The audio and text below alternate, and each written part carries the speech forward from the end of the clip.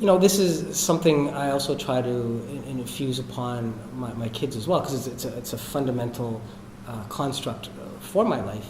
And as I was mentioning before, you have one life, so you might as well try to maximize the enjoyment as much as you can. And for me, in order to have a happy work life, you have to have a happy home life. And in order to have a happy home life, you have to have a happy work life. And I try to be the same person everywhere. And so how I balance the various pressures that I have, or the various things going on in my life, is that my life is my work, my life is my home.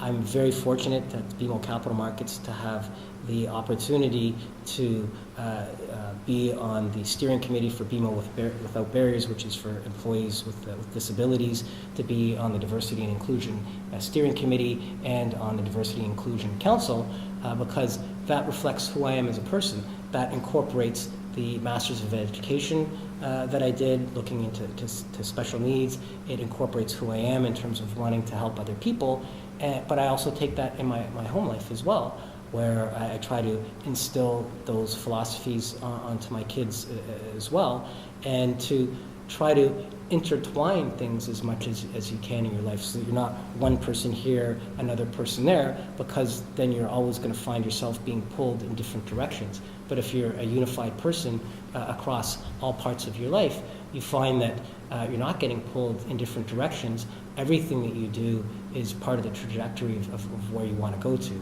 I'm fortunate that I also love studying the capital markets. I love learning about economics. I love learning in general. That helps me with my job. I love helping people. That also helps me with my job.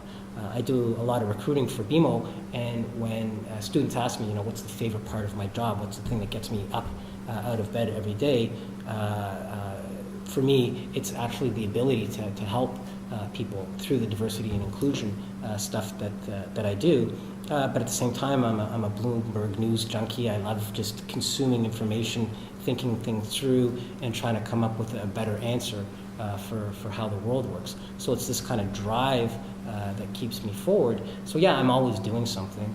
I don't really watch TV. I watch documentaries.